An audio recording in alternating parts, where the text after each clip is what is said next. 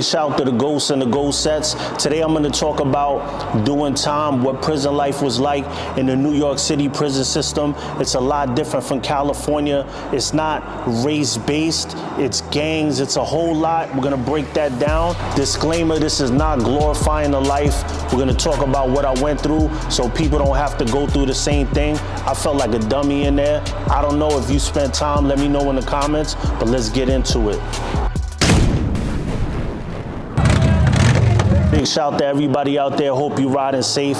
Today I'm going to talk about my unfortunate journey through the New York State prison system.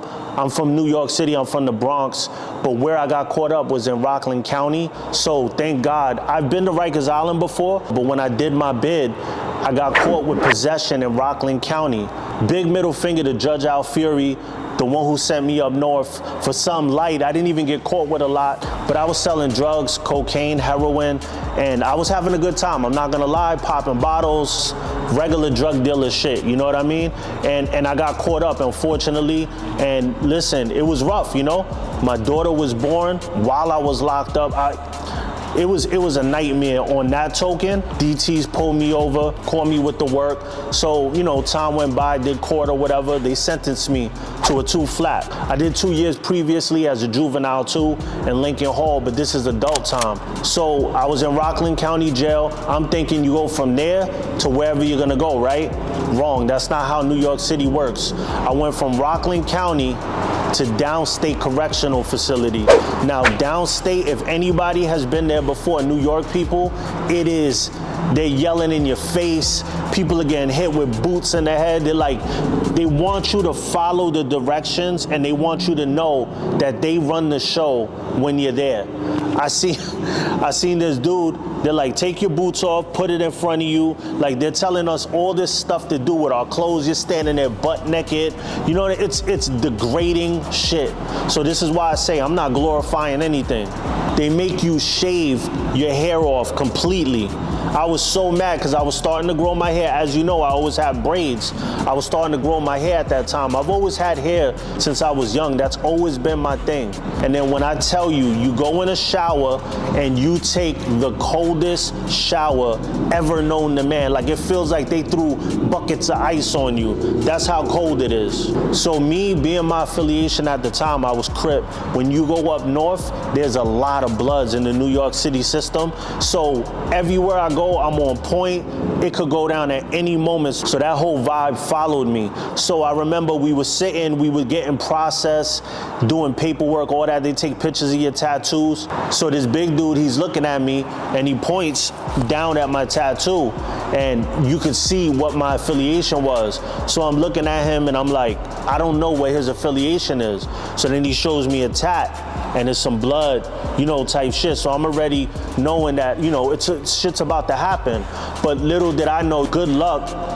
In downstate, people don't make any kind of moves. They have that so locked down there. Like, I seen a situation where one person brought up something about a gang and the turtles came in, that's what they call the COs that come in with nice sticks, and flattened him just for bringing that up. Like, he got destroyed, like totaled, like a car totaled, he got totaled. So it was an uncomfortable vibe going to chow. You know, that's where you get your food at, and they're talking to each other, whispering, and they're looking, and you already know, you know?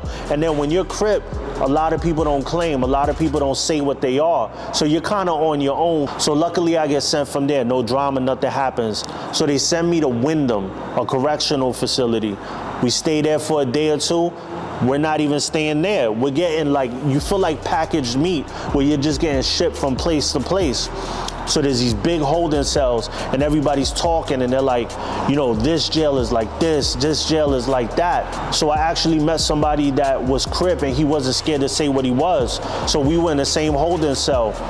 All the Bloods start talking to each other because they know they are deep out there. So before you know it, there's a whole holding cell on this side where it's like 30 Bloods in that holding cell.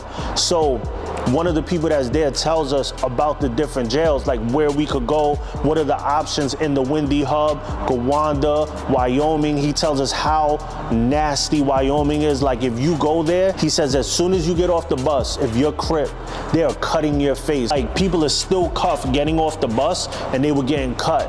Like this is the stuff that we were hearing. So they tell us where we're going. I'm shitting bricks, because I'm like, damn, I hope I don't go over there. So dude that I was talking to, Cuzzo, gets sent to Wyoming. So I, like literally, I felt like dropping a tear. Like I felt the pain of like knowing that he was like on death row. He was gonna run into a bad situation.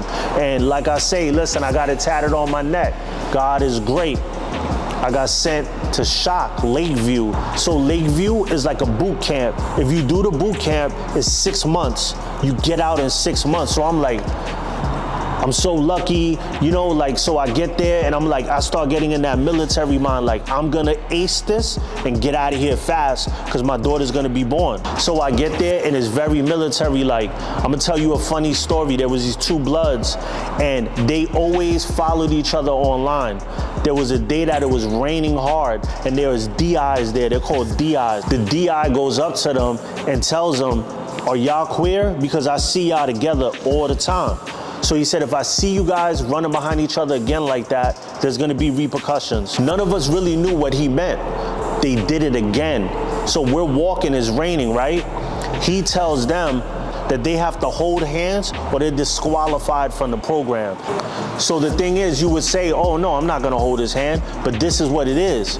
They had 3 flats, which is 3 years. So it's basically telling you, if you don't hold hands with this man, the opportunity for you to leave in 6 months is out the door. You're gonna do 3 years. So they held hands and walked. Everybody's laughing. D.I.'s like, shut the fuck up. When we got there, he messed with them even further. He made them feed each other. He told them, if y'all don't feed each other, you're disqualified. So they winded up doing it. So those dudes must have had a rough time. Me, I'm thinking like, yo, I'm here by myself.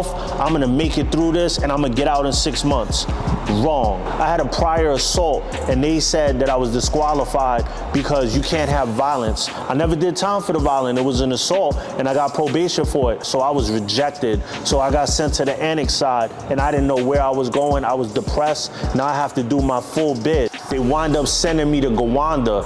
I didn't know what it was gonna be like. They call Gowanda the projects. It's like actual big, huge buildings.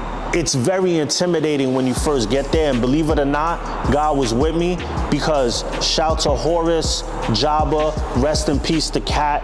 There was some Jamaicans there that were Crip, and they really held me down.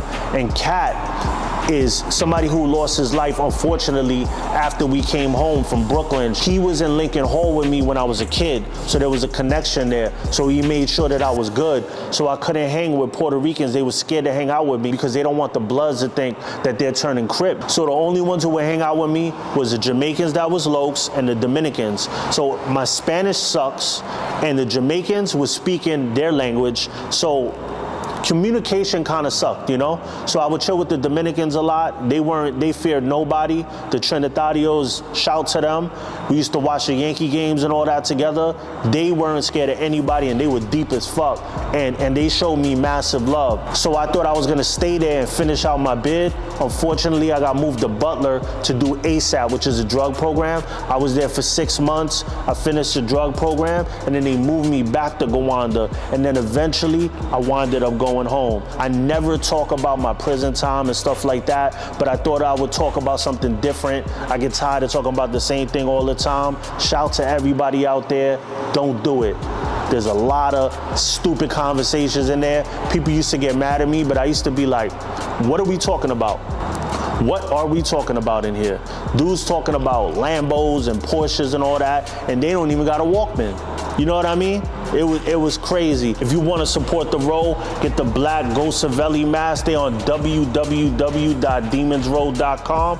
I got another video where I came out on Outlaw Biker Magazine. It'll be linked above. And thank you for tuning in to Sose the Ghost TV, which is sponsored by Demons Row, the holy grail of MC culture. Like, subscribe, and comment.